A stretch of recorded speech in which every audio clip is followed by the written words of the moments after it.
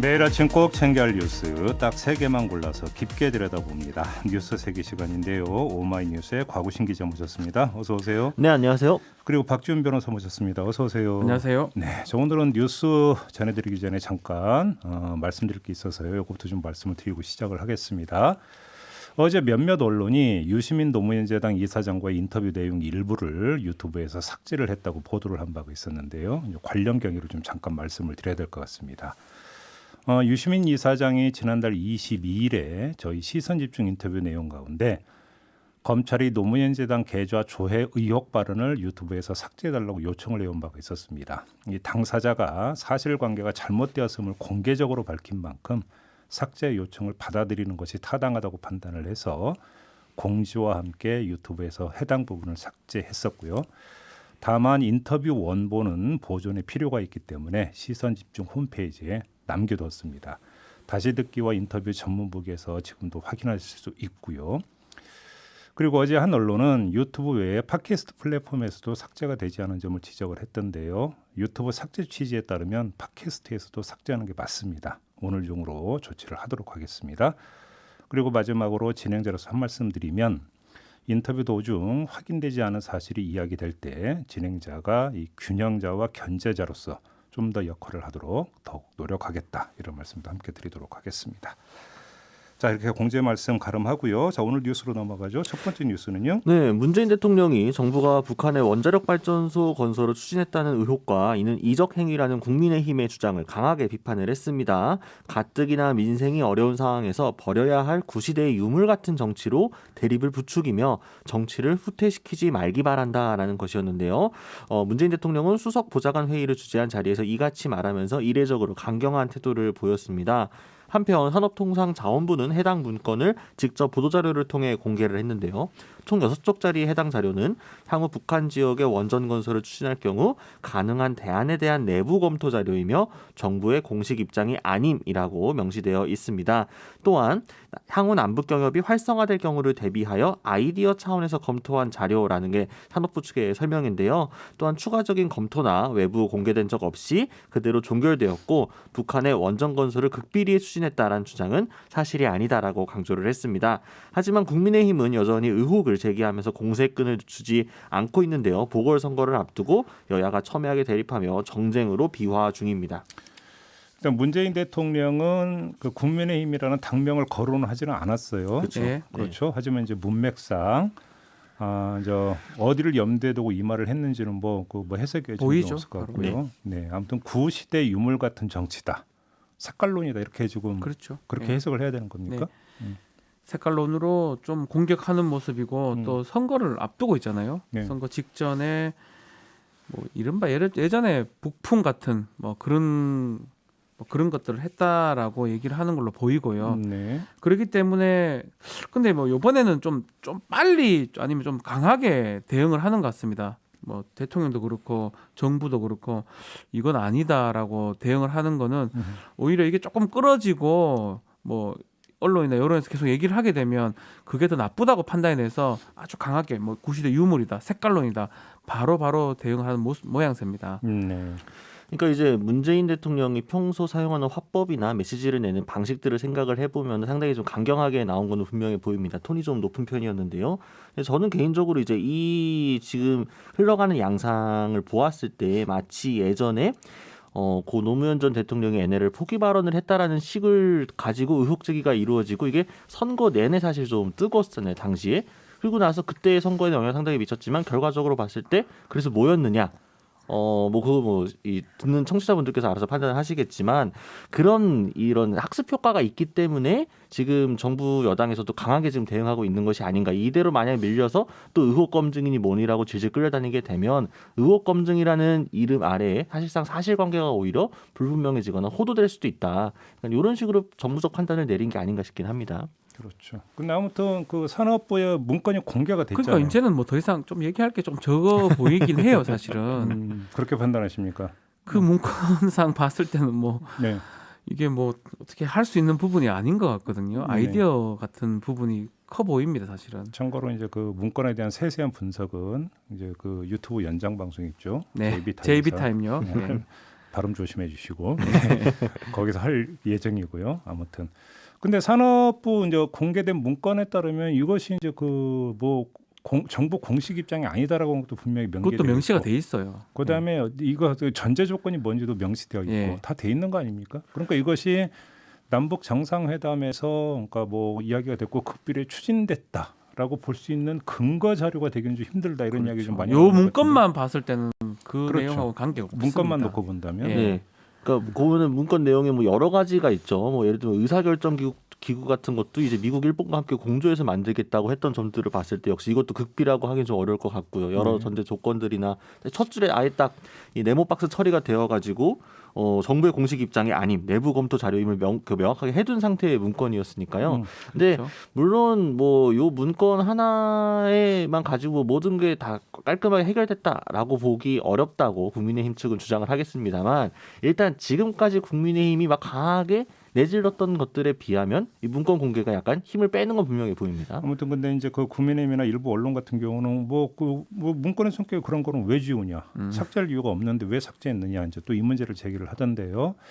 자, 관련 인터뷰가 준비되어 있습니다. 네. 잠시 후 2부에서는 최재성 청와대 정무수석과 인터뷰가 예정이 되어 있고요. 또 3부에서는 오늘 원래 이제 2부에 들어가는 고정 코너죠. 비상한 정치가 오늘은 3부로 이동을 해서 성일종 국민의힘 비대위원회 또 입장도 나란히 들어보도록 하겠습니다. 잠시만 좀 기다려 주시고요. 자, 두 번째 뉴스로 넘어가겠습니다. 네, 국민의힘이 김명수 대법원장에 대한 탄핵을 추진하겠다고 했습니다. 더불어민주당 등이 이 사법농단에 연루된 임성근 판사의 탄핵소추안을 발의하자 이에 대해 맞불을 놓는 듯한 모양새인데요. 네. 주호영 원내대표는 의원총회에서 이 정권 입맛에 맞는 대법원 판결을 쏟아내고 4.15 부정선거 관련 재판을 불법으로 지연시켜 대법관 전원이 고발된 김명수 대법원장에 대한 탄핵소추안 발의 여부를 논의하고자 한다라고 이야기를 꺼내 들었습니다. 네. 사법부의 독립성과 중립성을 훼손하고 정권의 외풍이 법원의 곳곳에 스며들도록 방치한 책임을 피할 수 없다라는 게 주호영 원내대표의 주장이었는데요. 네. 다만 이날 의원총회를 마치고 기자들과 만난 자리에서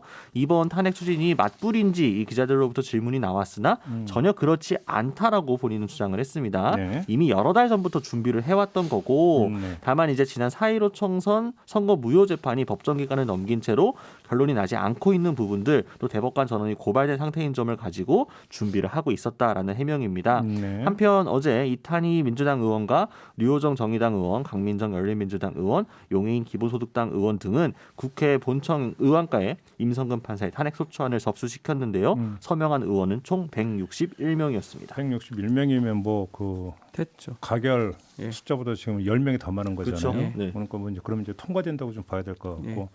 그다음에 우리가 좀 이제 갈라서 봐야 될 것 같아요. 그러니까 뭐 그 법관에 있는 탄핵 소추 같은 경우도 헌법에 뭔가 명시되어 있는 그렇죠. 절차 아니겠습니까? 네. 그다음에 어떤 국회의 권한이고. 네. 그래서 헌법에 명시된 국회의 권한을 발동하는 거에 대해서 뭐 마치 무슨 성역을 건드리고 금기를 깬 것처럼 이야기할 이유는 전혀 없는 거 아니겠습니까? 입법부가 사법부를 견제하는 수단입니다. 그러니까요. 예. 그러니까 아니 헌법에 명시된 권한을 발동하는 거에 대해서 이러쿵저러쿵 이야기할 이유는 더 이상 없다고 보고 그렇죠. 다만 이제 그 발동의 요건과 정당성이 있느냐 이것만 따지면 되는 거잖아요. 그렇죠. 이 사실은 우리가 권력 분립이라 얘기하잖아요. 이거는 뭐 우리 어릴 때부터 사회 시간에 배웠던 내용입니다. 입법부도 견제하고 행정부, 사법부 이 세 개 부가 다 견제하고 균형을 갖추는 건데 그 중에 이제 탄핵을 한다는 거는 뭐 다른 나라에는 뭐 좀 조금씩 다르지만 일단은 입법부가 사법부를 견제하는 수단으로 보는 거고요. 그게 법률이나 헌법에 위반됐을 때 사실은 법관을 어떻게 조치하는 건 탄핵 말고는 사실 없습니다.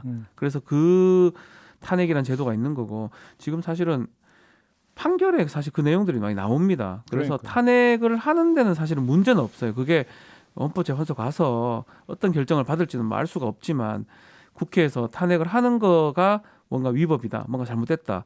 그렇게 볼 수 있는 상황은 아닙니다. 임성근 판사 관련해서는. 그러니까 저는 꼭 임성근 부장판사에 대한 탄핵소추안 발의만이 아니라 만약에 국민의힘에서 정말로 김명수 대법원장에 대해서도 탄핵소추안을 발의를 한다면 그건 헌법이 보장하고 있는 국회의 권리 행사 차원이다. 해도 됩니다. 해도 할 수 있고요. 뭐 그거에 대해서 이러쿵저러쿵 이야기할 이유는 저는 없다고 생각을 해요. 네. 다만 이제 그렇게 된다면 탄핵 소추안 발의의 요건과 정당성이 있느냐만 따지면 되는 건데 그렇죠. 그렇지 않습니까? 네. 그러니까 근데 실제로 근데 이게 성사되기까지는 쉽지 않을 것으로 보입니다. 일단 이날 의원총회 자리에서도 법조계 출신 국민의힘 의원들은 역풍 등을 우려하면서 상당히 좀 거리를 두는 모양새를 보였다고 하는데요. 그러니까 지도부에서는 당 지도부는 법조계 출신 의원들과 논의를 해서 결정을 해서 그러면 이제 당 지도부 결정에 이제 그 의원들이 따르기로 했다라고 전했는데요. 당장 만약에 한다고 하더라도 사실 본회의를 통과할 가능성도 높아 보이지 않는 상황에서 지금 사실 임성근 판사에 대한 탄핵소추안 발의를 놓고 국민의힘이 저거 사법부의 독립성을 침해하는 거다. 어떻게 입법부가 저렇게 함부로 나설 수 있느냐 이러고 있는데 자신들은 똑같이 대법원장에 대한 탄핵소추안을 발의를 한다? 그러면은 자신들의 소추안은 입법부의 권한을 정당하게 행사한 착한 탄핵소추. 그리고 민주당 등이 발의한 거는 저거 사법부의 독립성을 침해하는 나쁜 탄핵소추. 이렇게 갈라놓겠다는 건데 그게 먹힐까요? 뭐 다르기 쉽지 않을 것 같습니다. 아무튼 이제 그 사법부의 독립성과 중립성을 훼손하고 정권의 외풍이 법원의 곳곳에 스며들도록 방치한 책임.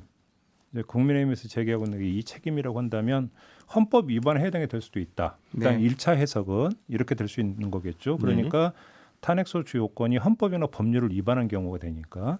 근데 그럼 이제 구체적으로 어떤 행위를 갖고 이렇게 이제 그 특정해서 이야기할 수 있냐? 네. 이게 이제 그 2차적으로 판단이 돼야 되는 그렇죠. 문제 아니겠습니까? 네. 이거에 대해서 이제 국민의힘이 어떤 이야기를 하는지 요거를 좀 기다려봐야 되는 그런 문제가 될 것 뭐 같습니다. 지금 상황상으로는 뭐 일단은 뭐 중립이라든지 사법부 독립 이 얘기를 하면서 선거 관련돼서 선거 그 완전 지연하고 있다 이런 얘기를 하고 있거든요. 그러니까 저기 21대 총선 예. 뭐 부정선거에 대한 왜 예. 판단 미루고 있느냐 이런 조금 더 구체적인 상황이 돼야지만 이 가능성이 좀 더 커질 것 같아요. 특히 임성근 판사 같은 경우는 상당히 구체적입니다. 지금 뭐 민주당에서 지금 발의를 했는 상황인데, 근데 지금 대법원장 비롯한 대법관들을 전원을 한다는 거는 좀 구체적인 모습은 아닌 것 같고요. 그래서 결국은 이게 끝까지 실현되기는 좀 쉽진 않아 보이는 상황이 아닌가 이렇게 보입니다. 아니 근데 그 선거 때문이라고 한다면 두 가지를 일단 첫째 그 2012년에 치러졌던 대선 이후에도 네. 무효 소송이 들어갔었죠. 그건 단심제잖아요. 대법원에서 그렇죠. 바로 판단을 내려야 되는. 네, 근데 계속 안 내렸잖아요. 이런 엄청 전례 늦어졌죠. 그렇죠. 있고 두 번째는 저는 그 질질 끌 이유가 없잖아요. 빨리 판단을 내려야 되는 거잖아요, 사실. 사법부에서 네. 질질 끌 이유가 뭐가 있어요? 그 부분에 대해서. 그렇지 않나요? 판단한 다음에 이제 더 이상 이걸 할 이유가 없어질 수도 있고요. 뭐 예. 사법부에서도 당연히 판결이 빨리 결론이 나와야 되는 것도 맞는데요. 음. 근데 국민의힘에서 이 사실 이게 계속 강하게 국민의힘이 밀어붙이게 되면 국민의힘이 마치 지난 총선을 부정하는 듯한 모양새가 되거든요. 부정선거라는 게 강하게 좀 어필이 되다 보니까요. 근데 이제 또 그렇다고 완전히 놓자니 지지자들 중에서 강성 지지층은 지금 계속해서 이 총선 부정선거 프레임에 매달리고 있는 상황이다 보니까 당 지도부 입장에서 좀 이러지도 저러지도 못하고 있는 좀 끼인 상황이 보이는 것 같습니다. 뭐 저는 그 불필요한 논란은 그 사회 전체적으로 마이너스로 하면 빨리 판단을 내려주는 것도 좋은 네, 일이다. 그것도 저는 방법 그렇게 중 개인적으로 하나입니다. 생각합니다. 네, 자 마지막 뉴스로 넘어가죠. 네, 전국 민주노동조합 총연맹 공공운수노조 국민건강보험센터 지부 소속 조합원들이 일제히 파업에 돌입을 했습니다. 이들은 고객센터 직영화를 필두로 노동조건 개선 또 적정 임금 등을 요구하고 있는데요. 파업 참가 인원은 약 900여 명으로 고객센터 직원 1,600여 명 중 절반이 넘는 수치입니다. 네. 하지만 이제 공단은 직접 고용이 어렵다라는 입장인데요. 현재 고객센터는 민간 위탁 방식으로 운영을 하고 있고 콜센터 직원들 역시 해당 민간 고객센터 소속입니다. 콜센터 노동자들은 그동안 자신들이 최저임금 수준의 임금만을 받아왔고 이제 생리휴가를 거부당하는 등 실적을 위한 인권 침해 또 근로기준법 위반한 갑질이 상당수 있었다라면서 문제를 제기하고 있는데요. 공단이 직접 고용을 하고 해당 문제에 책임지고 해결을 해야 한다라는 입장입니다. 하지만 이에 반대하는 청와대 국민청원이 올라오기도 했고요. 또 공단소에 소속되어 있는 정규직 노동자들도 이들의 직고용을 반대하고 나서는 갈등 양상을 보이고 있습니다. 자칫 지난번 인천국제공항 사태와 비슷하게 흘러가는 것은 아닌지 우려도 나오고 있습니다. 근데 그래서 국민연금공단이 이런 데 같은 경우는 다 직고용 되지 않았나요? 네, 국민연금공단에서 2019년이었죠. 그때 수백 명을 직고용을 했습니다. 콜센터 직원만이 아니라 관련 비정규직 노동자들을 전부 정규직화했죠. 그리고 그 건강보험공단도 직고용을 하기로 했었던 거 아닌가요? 네, 원래 하기로 했었죠. 원래는요. 예. 예, 그러니까 약속 지키라 이런 거잖아요. 예. 직고용하는 게 사실은 그렇죠. 그 약속을 지키라는 뜻입니다. 예. 정규직으로 해달라라는 거를 뭐 약속을 지키라는 건데, 음. 근데 뭐 그 와중에 다들 위탁 방식을 계속 하고 있으니까 그게 문제가 된다라는 얘기고 네. 더 이상 참을 수는 없다라는 걸로 지금 좀 쉽게 파악을 한 말해서 것 같습니다. 그러니까 정규직화를 반대하는 논리가 뭐예요, 그러면? 청년 일자리 뺏는다는 얘기죠. 똑같아요. 인국공 사건하고 지금 거의 좀 유사해 보입니다. 뭐 이제 어쨌든 국민건강보험공단에 이미 소속되어 있는 분들 같은 경우에는 새롭게 직고용이 대규모로 추가가 되게 된다면은 성과급이라든가, 그러니까 같은 파일을 놓고 나누는 상황에서 자신들에게 상대적 불이익이 떨어질까, 이 부분에 대해서 우려를 하고 있는 거고요. 또 지금 청와대 국민청원 올라온 거라든가 일부 보수 언론에서 또 불을 지피고 있는 것은 지금 이 비정규직의 정규직 제한이 결국 청년들의 의자를 뺏는 이 행위가 될 수밖에 없다. 그러니까 이런 식으로 지금 주장을 하고 있습니다. 근데 반면에 이제 노조 측에서는 김용익 지금 이사장이 작년 신년사에서 밝힌 내용이었는데 1년이 다 되도록 별다른 해결책이 보이지 않았기 때문에 이제는 더 이상 참을 수 없다는 식으로 나선 거고요. 네, 그럼 아무튼 이제 파업이 어제부터 시작이 된 거죠? 네네네. 지금 그러면 공단 쪽의 입장은 나왔습니까? 어떻게 하겠다는? 뭐 공단 쪽에서는 아직까지 이거에 대해서 뭐 명쾌하게 해서 어떻게 해결하겠다 뭐 네. 이런 식의 입장을 내놓고 있지는 않습니다. 근데 아마 금년간에 새로 나올 수도 있을 것 같긴 한데요. 예. 지금 이제 이 기억하실지 모르겠는데 콜센터 직원들이 지난 코로나19 확진 상황에서 확진자가 나오면서 직장이 폐쇄되기도 하고 그 상황에서 좀 왜 콜센터 직원들의 재택근무가 전혀 이루어지지 않았는지, 왜 국가에서 지키라고 했던 방역지침을 위반하고 과밀하게 몰려있을 수밖에 없었는지 이런 문제들이 지적된 적이 있지 않습니까? 여기였거든요. 건강보험공단 콜센터. 그렇죠. 결국 민간 위탁에 맡겼고 실적 위주로 하다 보니까 지침도 어기고 재택근무 시키지 않고 그러면서 일주일에 마스크 한 장밖에 지급하지 않고 또 이에 대해서 문제를 제기하니 건강보험공단은 그건 민간 위탁 업체가 해결해야 될 일이다. 이런 식으로 손 뗐거든요. 그러니까 그런 문제들이 누적되어 있었기 때문에 노동자들의 건강권을 위해서라도 또 직고용 문제가 다시 불거진 걸로 보입니다. 알겠습니다. 공단이 좀 답변이 필요한 답변이 있어야 그런 됩니다. 네, 사안인 것 같습니다. 자, 이렇게 마무리하죠. 박지훈 변호사, 곽우신 기자와 함께했습니다. 고맙습니다. 감사합니다.